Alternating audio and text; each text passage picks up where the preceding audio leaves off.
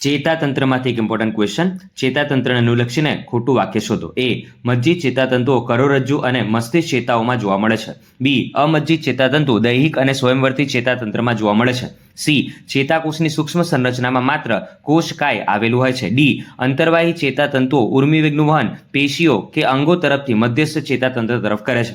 હવે વાત કરીએ સેન્ટેન્સ એ, તો એનસીઆરટી પ્રમાણે જોઈએ તો મજ્જિત ચેતાતંતુઓ કરોડરજ્જુ અને મસ્તિષ્ક ચેતાઓમાં જોવા મળે છે. તો આ વિધાન સાચું છે.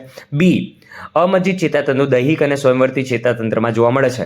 તો મજ્જા આવરણ બનાવતા નથી અને સામાન્ય રીતે સ્વયંવર્તી અને દૈહિક ચેતાતંત્રમાં જોવા મળે છે. આ વિધાન પણ સાચું થશે.